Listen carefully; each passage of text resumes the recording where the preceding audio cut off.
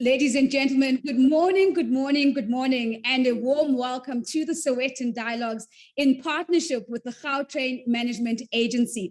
Today, on this very last day where we've been celebrating women throughout the month of August in South Africa, we are pausing to have a conversation about driving prosperity. And we're asking the question, how are women moving South Africa forward? My name is Nozipho Shabalala, and it is an absolute privilege to be the moderator of this all-important conversation.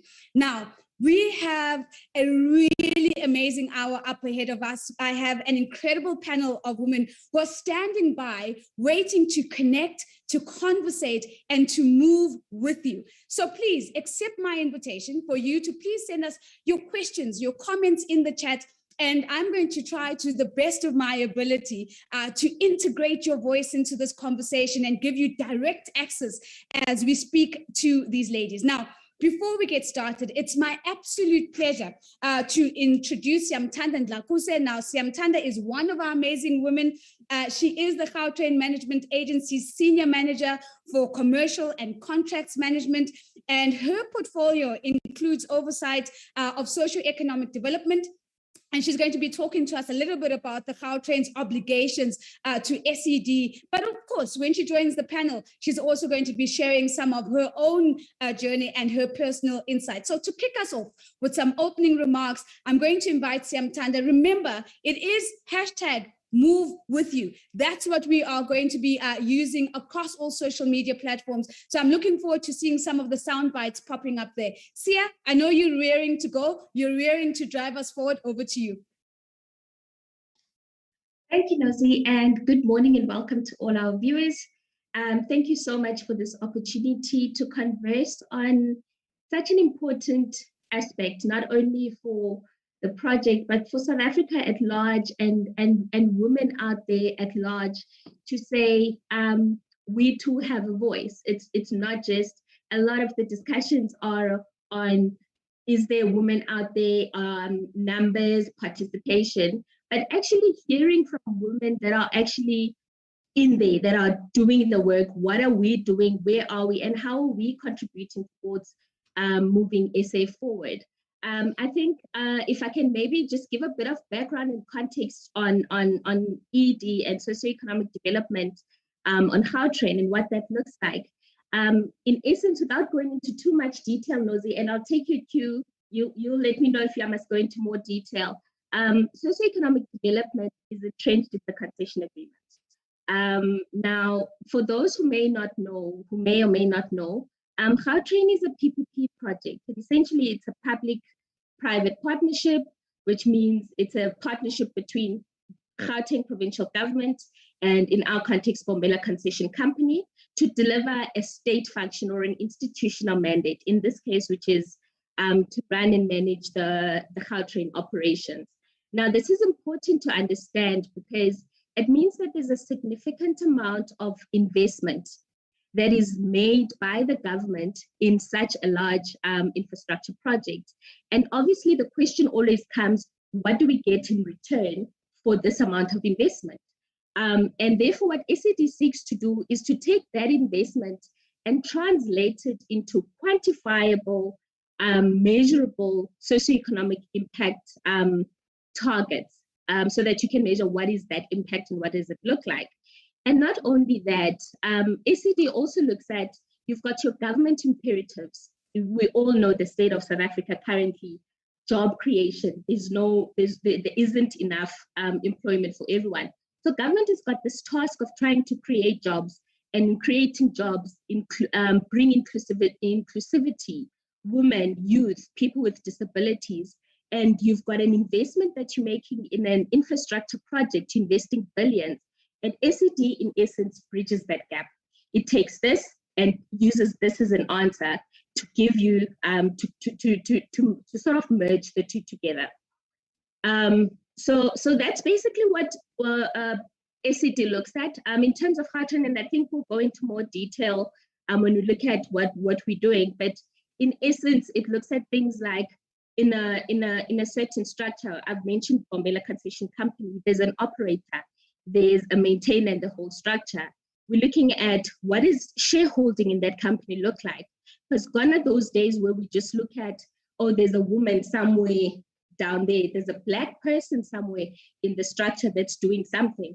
But we're looking at what does equity participation look like? Ownership, are we getting access to ownership, to shares? Are we procuring? A lot of people know Gautrain to be, yes, it is this Blue Ivy project, with a lot of international expertise because it was the first of its kind. But we're here now and we need to boost the South African economy. What are we doing for that? Are we still procuring internationally? What are we doing for the guys that are here, that are producing services and equipment locally? So it looks at procurement and subcontracting. It looks at the number of people you're employing locally, of those who are women, who is youth, people with disabilities, etc. So in a nutshell, Nozi, that's really the quickest snippet of what SED looks like in terms of Gautrain. Samtanda, thank you. It's an excellent opening because it really helps us to understand how do we create a bridge between big investments that come into the country, but also making sure that those investments translate to actual impact on the ground. They translate in women's lives. They translate in the lives of young people. They translate in small and medium-sized enterprises.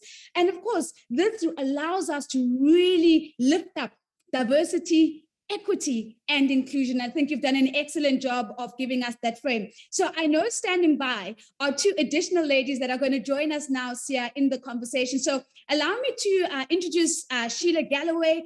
She is an infrastructure structuring specialist, and she is the founder and CEO of Uto, a group of companies, which she established in 1999.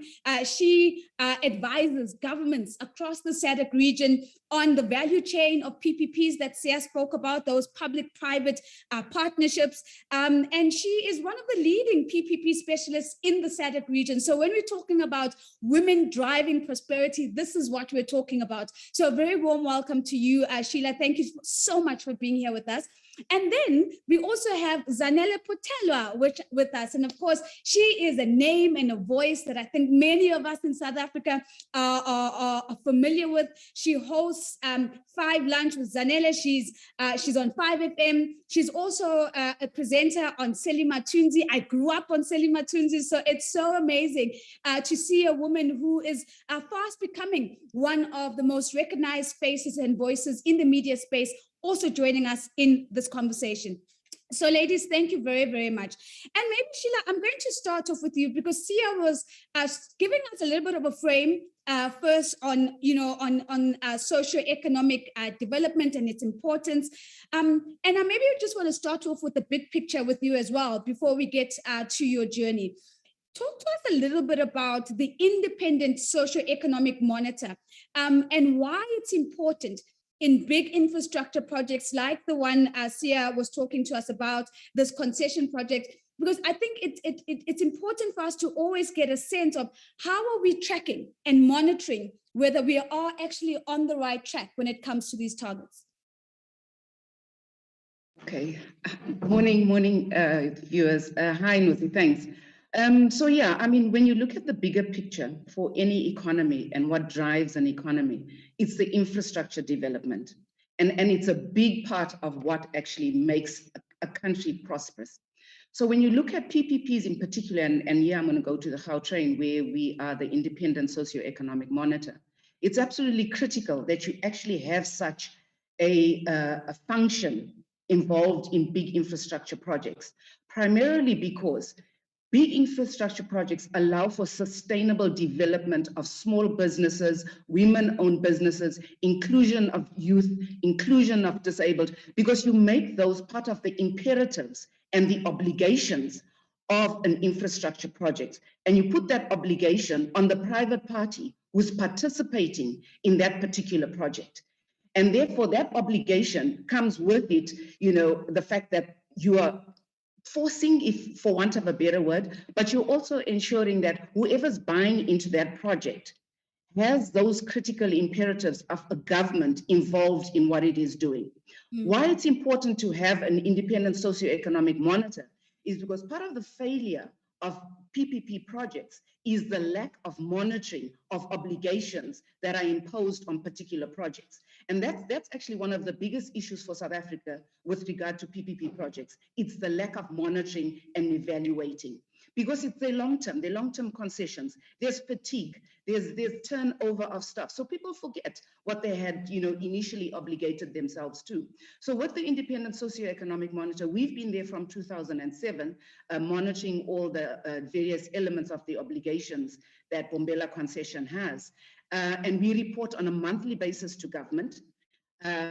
And initially, whilst there might have been resistance to having these elements monitored and so on, we have found a very positive attitude from the concessionaire to be able to actually achieve and exceed, in most cases, these obligations. And the Gautrain is a very different project insofar as it took on more obligations for SMEs and women and youth and disabled. It's not your typical procurement methodology for preferential procurement.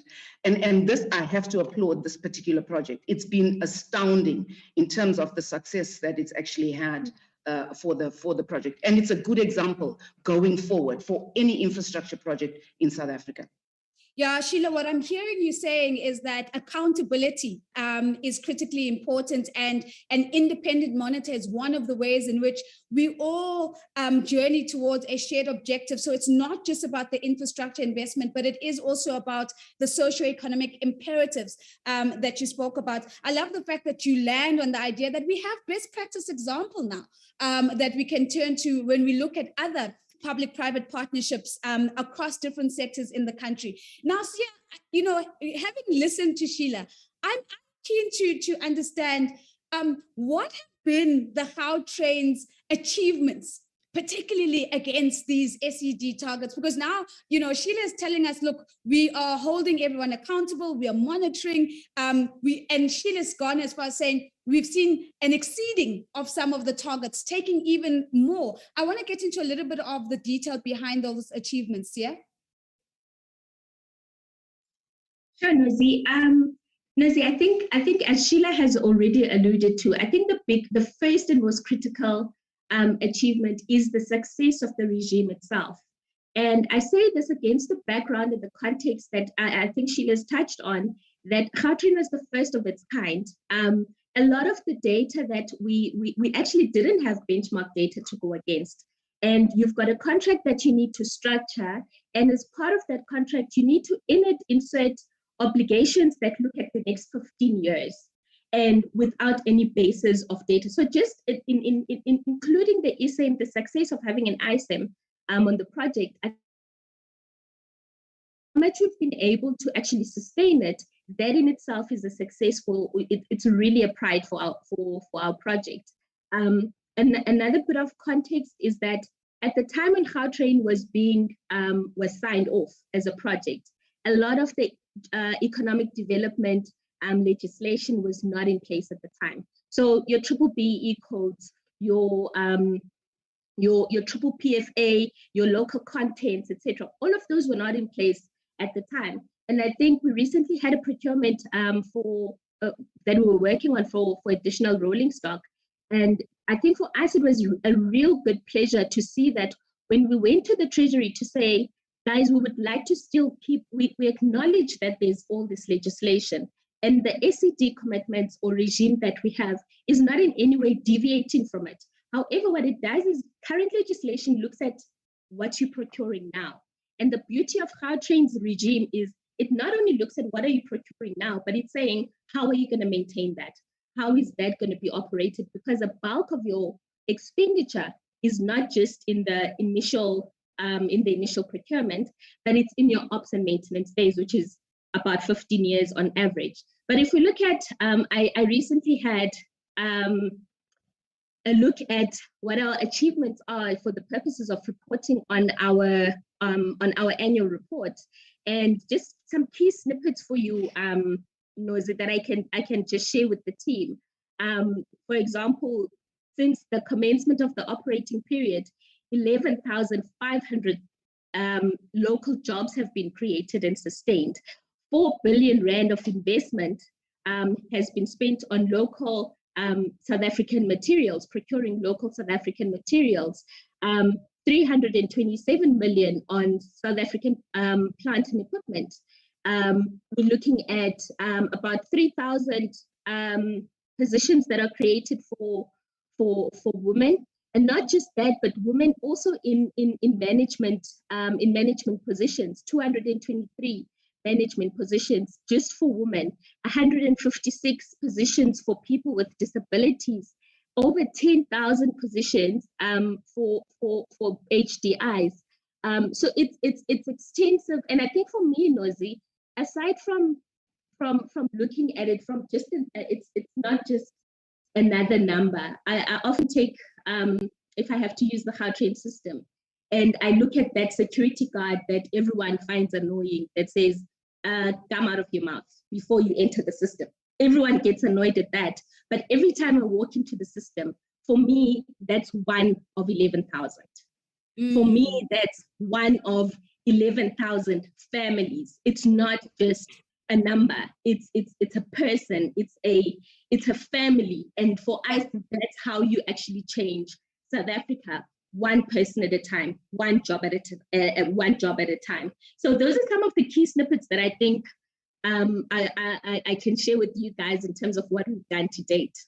Well, I'm almost tempted to say you're making Sheila's job too easy, because these numbers are absolutely excellent. 11,500 jobs, 4 billion rand in local investment, 327 million in terms of South African, plant and equipment, 3,000 women employed. I think you spoke about 156 or more people with disabilities. I mean, this is the kind of thing we're talking about when we're saying a trickle down that has a real impact, not only on individuals, but I love how you couch this as in families. We're changing one family, one community at a time. Now, Zanele, let me come to you. I know that you're not in the infrastructure space.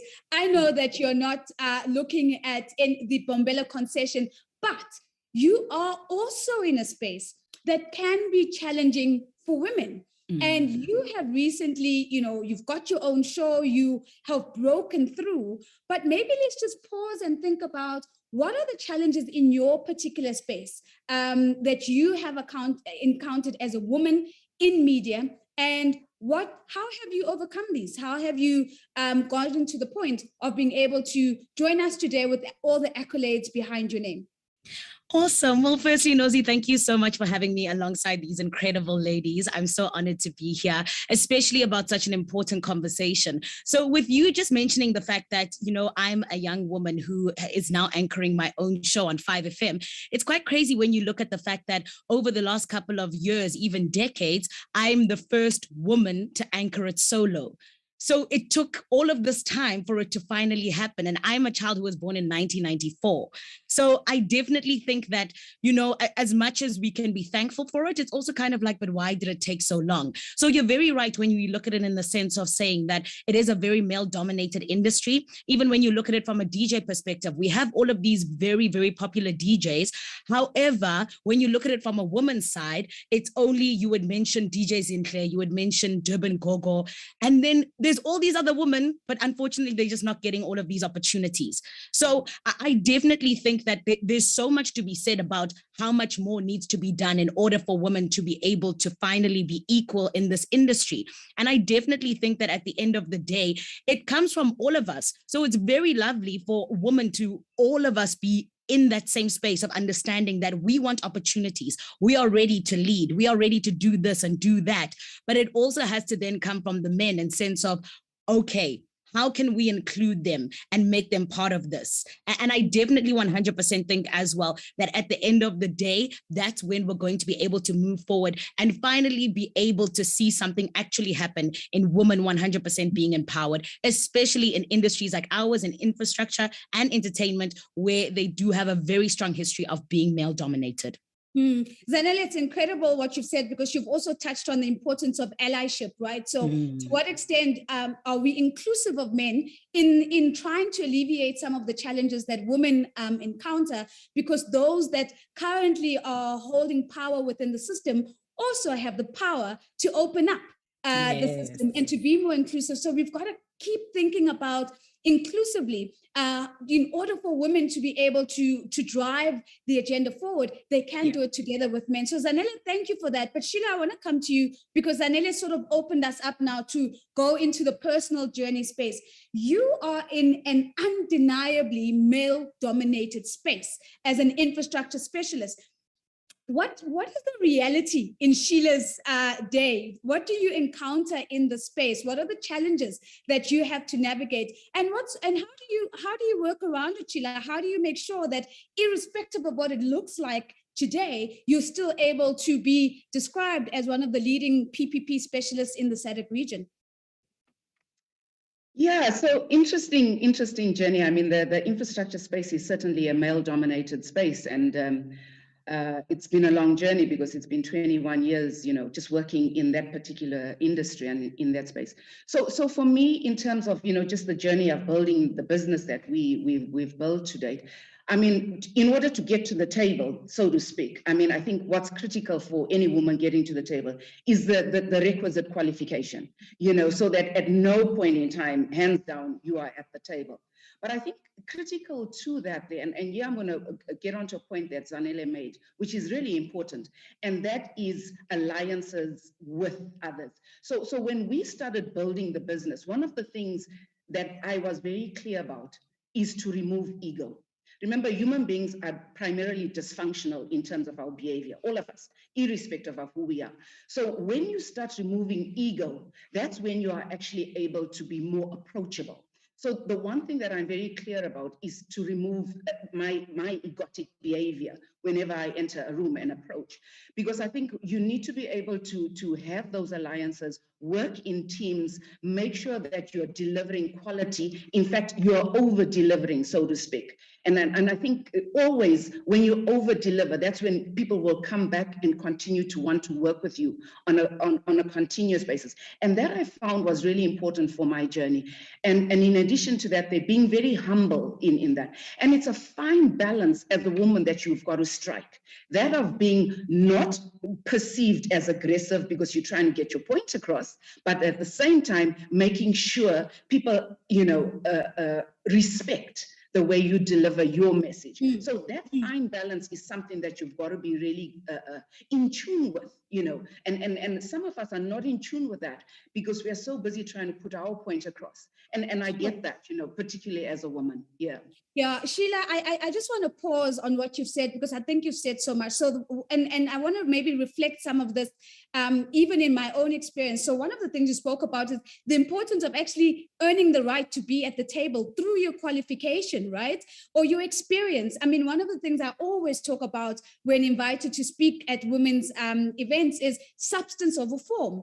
And our form is that we are women, but our substance, the value that we're bringing on the table needs to supersede our form, because you can replace a woman with another woman, but you can't replace the leading PPP specialist with just any other woman. And so I think it's such an important point that you make. You've also spoke about alliances, which is Zanele, really started us thinking about alliances. And then you spoke about having a seat at the table. And my question always is, when we get the seat at the table, how often are we changing the seating plan to be more reflective of what we think the table and the seating plan needs to look like in the first instance? And so I love how you talk about, firstly, your own personal reflection to say, how do I show up egotistically in moments? How do I rein that in? How do I build alliances? And in building alliances, I'm shifting the table plan, the seating plan, so that there's space for more women, there's space for other people. And that's part of the conversation in terms of how we actually drive South Africa forward. So I love that. And so, Sia, I want to come back to you and I want to talk a little bit about your journey towards becoming a senior manager. Again, we don't necessarily have, many women walking around talking about how they are ensuring that big infrastructure investments into the country are held accountable and are delivering within the communities that they're supposed to be impacted as well. What's your journey been like? And have you encountered any specific challenges that you have had to overcome in order to find yourself here today? Yeah, thanks for that, Nosy. I think I've encountered a lot of challenges, but today I'll just narrow it down to maybe one or two. I think for me, my journey was, maybe let me start with the challenge and linking on to what Sheila has said, the challenge of being a Black woman, and add to that being young. I think a lot of South African females everyone's sitting there hoping to get this one breakthrough, that there's opportunities for young Black females. And I think I always say, for me, I feel like Gautrain chose me. Gautrain as a project chose me. Economic development as a sphere chose me, because my background is in quantity surveying. But I think I started working for a company called Turner & Townsend. And it just so happened that all of my projects, my QS projects, were Gautrain projects. And that's how I initially I was very unsettled on this quantity surveying thing. And I'm like, what's next? There has to be something else. And I think being exposed to the Gautrain project, I worked as a QS on a couple of our parking projects, a major one at the OR Tambo Airport, where we extended the platform. But from there, I was like, there has to be something. And I really found so much value in this project, which is Gautrain, that I actually stepped out. I was 2 years in the role. And I said, guys, I need something different. And an opportunity came for us to be project managers of I think it was a 3.2 billion Rand potential investment for procurement of additional rolling stock. And I said, I'll do it. I have no idea how I'm going to do it. And I remember sitting in this room when I got there, and I was like, what have I done? What is this? What do I do now? And I think for me, Nosy, I've got, if I can share with you, probably a principle, but I don't necessarily think it's a principle I've ever written down. For me, the motto is always see a way out. See a way out. Whatever the challenge is, see a way out. And for me, it's, I've defined C. C is an acronym, being show up, equip and excel, and empower, and encourage and empower. So whether you're scared, whether you're young, especially for the young females, young people in general, if you get an opportunity, a lot of times you wanted to sit back and say, maybe I'm not ready. And the reality is men don't have that. It happens a lot with us females.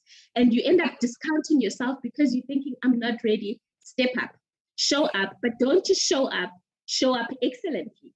Be prepared, do the work. I know a lot of discussions are always about how we as females, we're trying to catch up. We're trying to prove ourselves. But if you know that you've got a gap to fill, do the work. Work extra hard, put in the hours, do that. And the last point is then empower and encourage. Give someone else the empowerment of their voice. As Sheila, for example, Sheila, what do you think? If you're sitting in a meeting, Sheila, what do you think? A quick phone call. Sheila, I'm dealing with this. It also empowers Sheila to say, I'm actually on the right track. And it's not always about this massive impact. It's in bits and pieces where you find yourself. It's that impact with the people that you're exposed to. Yeah, see, again, really rich contribution. And I do want us just to pause a little bit on what you've said and unpack it a little bit. But before we do, I want to say back to our audience, we want to hear your voice. Send us your questions. Send us your comments. What are you hearing here that is positively charging you, that you want to contribute to? Remember, we're using the hashtag Move With You, but I'm waiting for your questions and I'm waiting for your comments so that I can bring them into the conversation. And I just want to come back to, what you've shared here, Sia. The one is the courage to change course.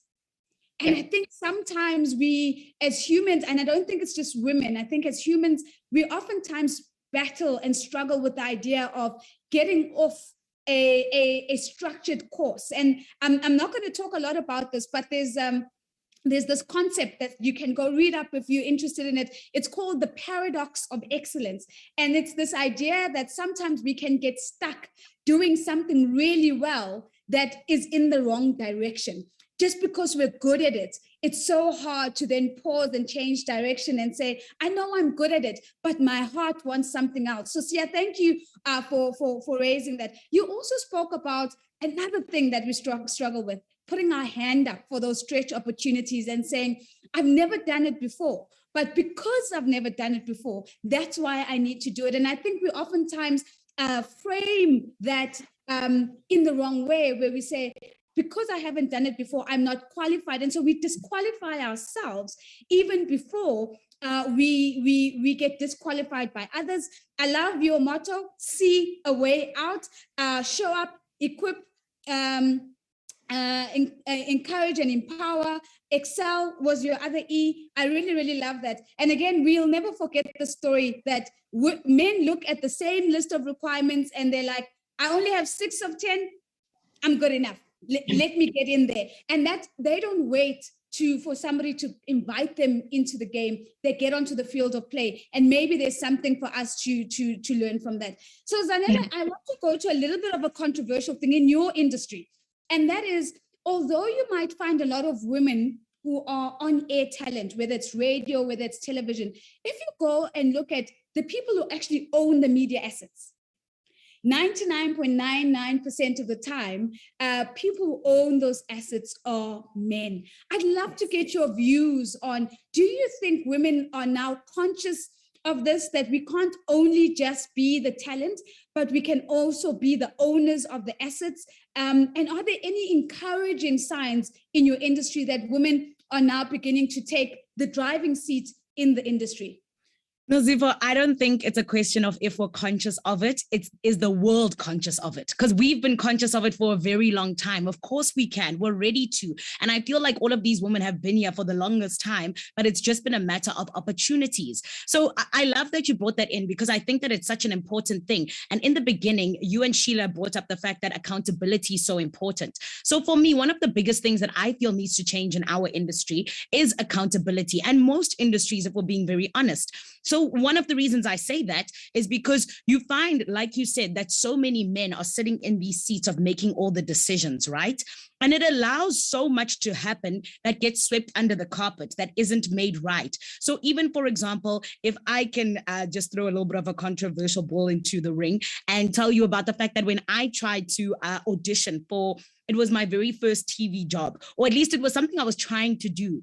And it was one of these TV networks.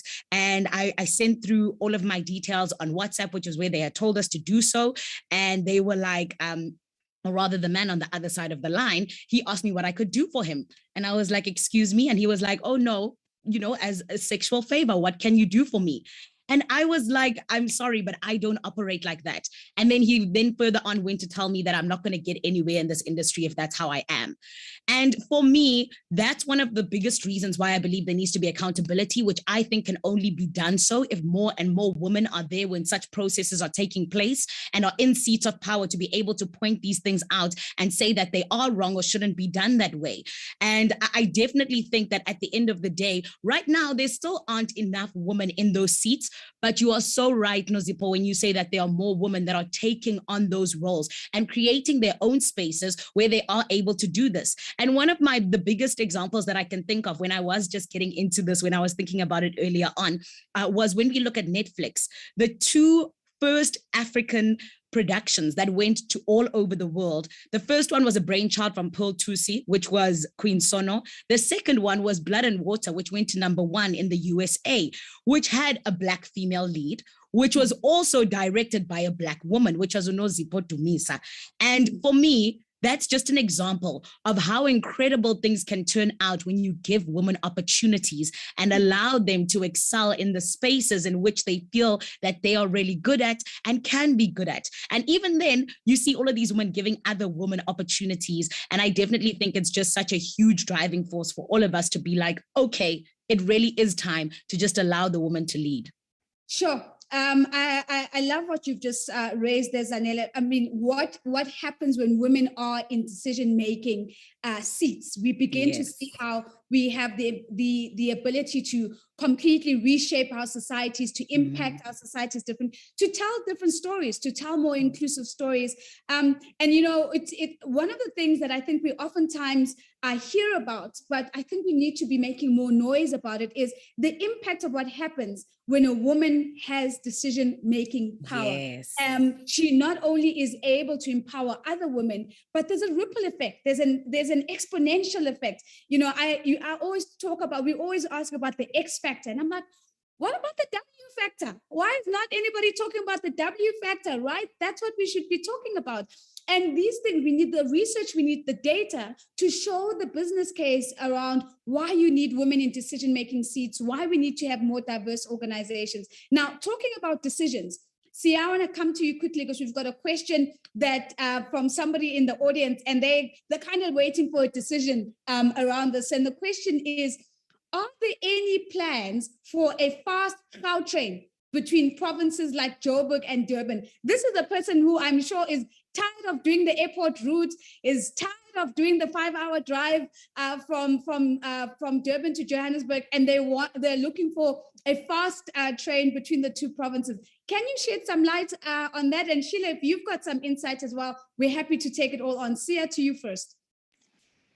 Thanks, Nozi. I think at this point in time, looking at just how fresh our baby is, which is Gautrain, our current, what we're looking to do currently is still within the Gauteng region. So at this point in time, while we haven't as yet considered rapid rail link outside of the Gauteng province, we are looking at, and we've made a Treasury submission, I think 2 years ago, that looks at potentially extending the network within the Gauteng province, and not just go from Park to Pretoria, but to Soweto, to the Cosmos. It's to sort of integrate more of the greater part of the Gauteng region and bring it closer, because you've got a lot of outskirts and you've got opportunities that you're missing because you don't have that intermodal transport arrangement.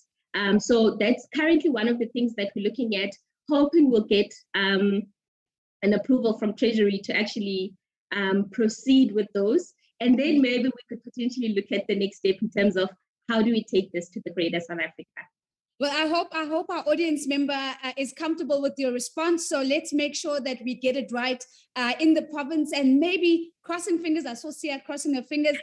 We might then look at extending and connecting provinces, and maybe one day we talk about a completely connected country. There's another question coming through here, and I'd like to put it to all of you.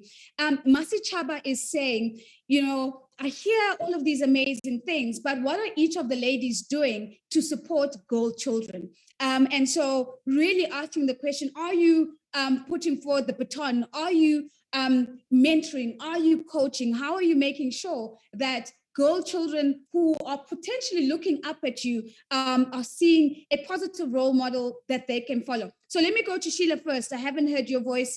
Let me go to you. How are you supporting girl children in your communities, if at all? Okay, so in terms of our business that we've built over the years, the focus has been primarily on women. It's a women who work in the business and growing that particular skill set with working within the infrastructure space. So for me, it's a personal thing. I employ women, and that's what I do as a general, and be able to mentor them to be able to get to a point where they're more comfortable being part of that infrastructure space. But aside from that, what I do and across a couple of countries in Africa, I do a number of workshops, discussion groups around PPPs and what PPPs are about, how they can actually, be part of how communities can be part of it. But it's important that I think also, governments actually accept that they as a form and frame, so to speak, so that they understand that, And my message for young girl children and whatever is to be able to say, listen, this is a space that you can play in. These are the different skill sets that you can actually aspire towards obtaining as you go through your career in order to participate. And those are the conversations I have. So I do quite a bit of discussion groups, and I do a few of these presentations as well. To assist. I also assist with my daughter's school, just having conversations around how girl children can actually get to the table. I really love that. And I think the first thing for me really speaks to that W factor, Sheila, in terms of employing women, because when you employ women, you are employing, you providing opportunity for growth and development for not only her family, but certainly her community. You've spoken about sharing information and education. I think that's probably one of the biggest things that we probably really need to amplify, is that sometimes people just need to know where to go, where the resources are, how can they access them, what is the information, and don't always need things to be done for them, but just show me, point me in the right direction. And of course, you've spoken about conversations, which of course for me really is where my love lies. And that is, how do we keep conversations alive so that we are also demonstrating to young girls that you have a voice in this conversation and your opinions do matter. And so they will matter in every other conversation that you're invited into as well. Zanele, how are you supporting girl children and how are you passing on the baton? So one of the ways in which I try to do this most, first and foremost, I think I love this question because I feel like we all have the responsibility to do this when we have the opportunity and also have the power to do so. So first and foremost with me, I'm somebody who is always very open to having chats to young women who say that I want to one day be in radio or one day be in television. I think that there's not enough people that are sharing information like you said, Nozipho. It's something that I found to be such a problem when I was trying to get into the industry, where I was like, okay, but who do I email? Where do I go? How does this demo work? And I'm always somebody who's all about making sure that we're sharing information, particularly on social media, because I think that's what connects us most with anybody who's absolutely anywhere in South Africa. Then also through my foundation, first and foremost, the young woman that I work with, she's someone who I try and empower in terms of how she is able to move forward in her career. And then she helps me in terms of just being able to coordinate us getting pads to less fortunate schools and just young women who I need like that. So for me, it's not always necessarily in the media industry, but I think it's also just making sure that we are empowering young women in terms of them being able to 100% be their very best, no matter where they are and what they're doing. Yeah, I think that's probably, one of the most common requests that I think many of us would get from young women to say, what do I need to study? What pathway do I need to follow in order to, because when somebody, I always say that it's very difficult to become something you've never seen.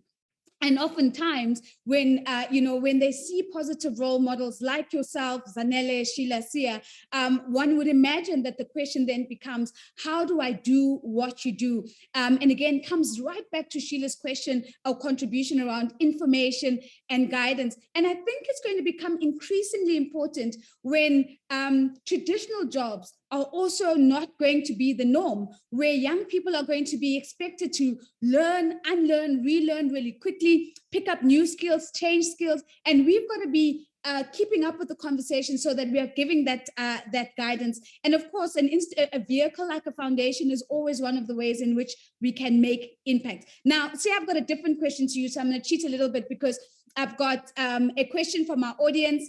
And I thought it was an interesting question. The question comes from Antoinette. And Antoinette is saying, she wants to go back into the SED conversation. She wants to talk about procurement. And she's saying, are we, how are we ensuring that we're giving women procurement or unlocking procurement for women? And she's specifically looking at the media space. She's specifically looking at advertising campaigns for the Gautrain and saying, are we being deliberate about opening up that local spend and directing it at women in particular? Thanks, Nazi. I think in respect of particularly creating opportunities, one part is I've already spoken to the forward-looking commitment schedule, what we call Schedule 22, which has all of these SED obligations, thresholds, and targets. But what underpins that, those SED targets, is the actual activities that actually happen on the system live. So it's a function of what are the activities, what is the financial expenditure, and therefore you build an economic development model out of that. So we have, and I say we as the Gautrain project, however, through the concession company, there is a company called Strategic Partners Group, SPG, and they are a part of our operating company. And all of these SED targets that we set literally flow through to all of these entities, irrespective of what role they're playing.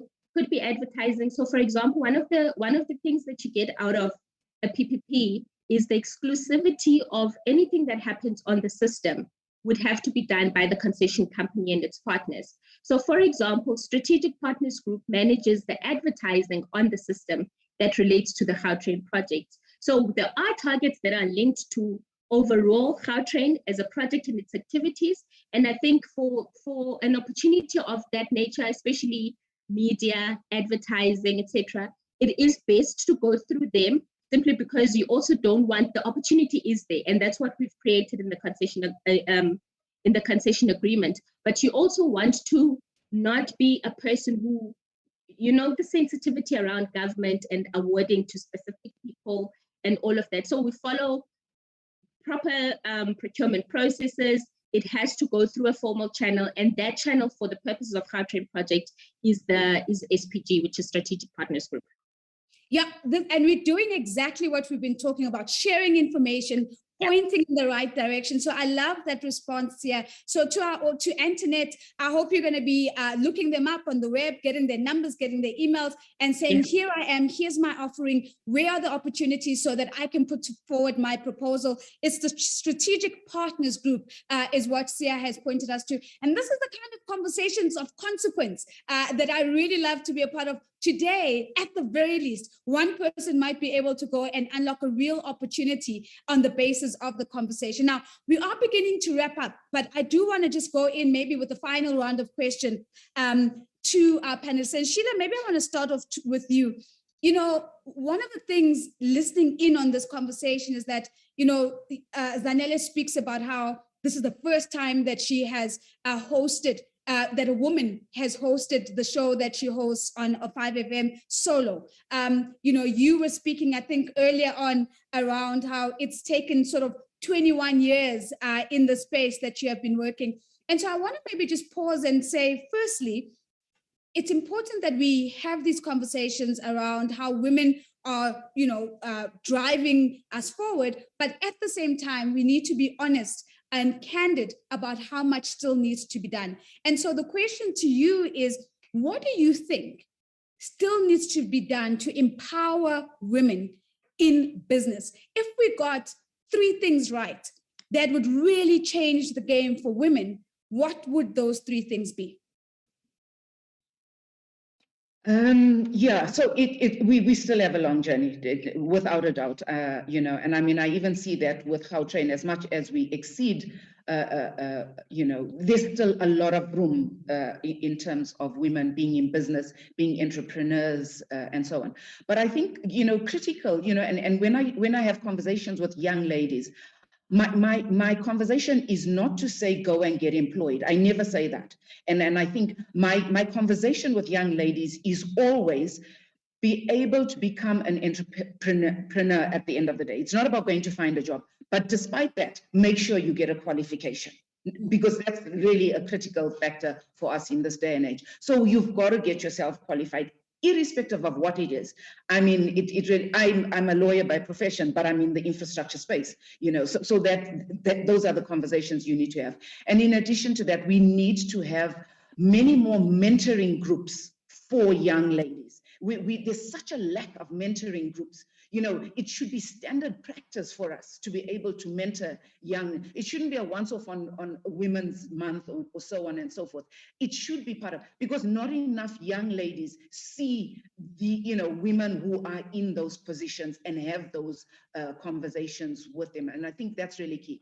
But aside from that, I think there's also another conversation that has to be had as well, which is the lot more softer issues that we need to be able to have with young ladies to say, you know what, let's talk about ego. Let's talk about this kind of behavior. Let's talk about our psychology. Let's make sure that we're not ever disrespected. Let's make sure we know our self-worth. So there's many conversations. It's not a one-dimensional one. And I think it's important as women that as we approach going forward into this next, you know, era of ours, that we actually start, and I'm going to go back to that egotic behavior, we actually start learning these softer issues that we need to get into a balance between the hard issues of approaching this world that we're going into and the softer issues, but never being a pushover. And those are the conversations we need to start having on a regular basis. Yeah, Sheila, again, I just want to pause on what you've said, because I think it's just also incredibly important. You know, in many of the conversations, especially where I moderate for the World Bank or the International Labour Organization, we often talk about what you're raising, this divergent thinking between employment and entrepreneurship. And I think one of the things we've gotten wrong as a country is that we've said to young people, try and get a job. If you don't get a job, become an entrepreneur, instead of saying very early on that you could go this way and pursue full-time employment or pursue entrepreneurship or change in between. And so I think we've made a big mistake of making entrepreneurship almost as the fall guy for the unemployed, which isn't the say, oh, you're unemployed, stop trying to get a job, go and create your job yourself. And I think it's a conversation we need to have as a country, and the conversation we need to change as a country. So I'm really glad that you're saying, you're right from the get-go saying it's not this one after that one, it's either or at any time, and get the qualification, as you've said, irrespective of the pathway that you choose. Of course, you've spoken about mentoring. One of the things that I'm really passionate about is then pausing to say, how do we help mentees drive the mentorship relationship? Because I think we all often talk about, mentor, everybody wants a mentor, but once somebody has said to you, and Sheila, who I'm sure is very busy, and Sia and Zanele have said, okay, I'll mentor you, but you've got to drive the relationship. What we often find is that we don't know what that means. And it's quite important for us to really, as people looking to be mentored, to also understand, what does it mean for me to get the most out of this mentorship relationship? How do I need to show up? How might I drive it?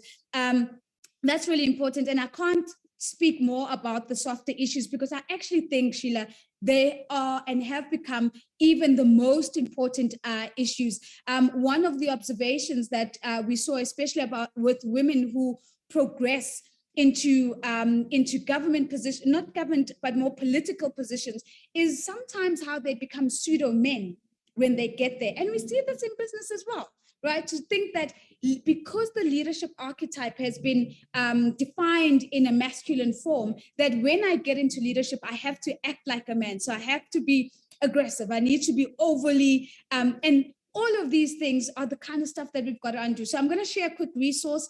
The research is called the Athena Doctrine. Go read that up. And it really talks about the softer, and I put it in inverted commas, the softer issues, and how this is what the world really needs. And this is what we need to be focusing on, just as Sheila said. Okay, let me go to Sia, and then I'm going to end off with you, Zanele. Sia, I want to know from you as we close off, what advice do you have for women, and what encouragement, rather, do you have for women to take the road less traveled? When you're looking at something and it's really scary and you've never done it before and you're venturing, I mean, I think when you said you put up your hand after seeing a 2 billion price tag on local procurement, I'm like, sure. Now, that's what I call guts, and being brave. Talk to us a little bit of encouragement for women who are nervous and anxious about doing stuff that they've never seen other women do before. Nozi, I think the one thing, the one advice I would give is, it's one, always acknowledge what you feel. acknowledge that I'm scared, acknowledge that I'm uncertain, because in acknowledging what you are feeling, only then can you start addressing, okay, this is the emotion that I'm feeling. Why am I scared? Why am I uncertain of myself? It's because it's a space I'm not familiar with. So what am I going to do about that?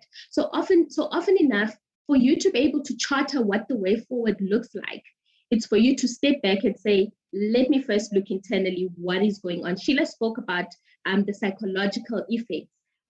It's not about you moving out of your femininity, but it's embracing that in the space that you are in. I think another point, possibly a parting shot from my side, Rosie, is something that I find, I don't know if the other panelists have also seen the same, is finding that when a woman gets a seat at the table, it's often the other women that have a problem with you getting an opportunity, a seat at the table. You seldom find that it may happen, but it's seldom that it's the men that are challenging the woman. Once we get a seat at the table, we then start looking at the next woman and saying, maybe she's not the best person for the job, pointing out their flaws. So I think for me, the encouragement there would be encourage and build the other woman. I look out a lot for when we're working with service providers, the youngsters. What are you actually doing? One of the first questions I asked,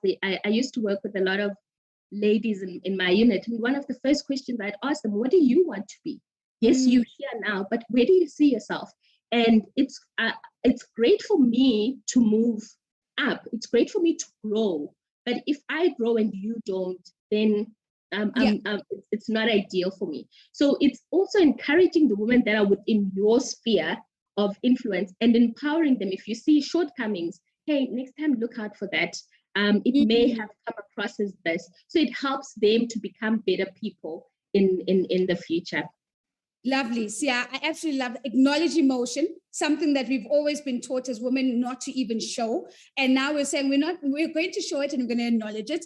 Pull her down syndrome. Remember, we spoke about the seating plan. Because I am here, the seating plan needs to change, and I need to be pulling out seats for other women. And feedback, receiving feedback and giving feedback is so important. Final question to you, Zanele. Yeah. How can women become more resilient in the media space? Because it is a tough space. You've always got new faces, more beautiful people, more interesting people popping up.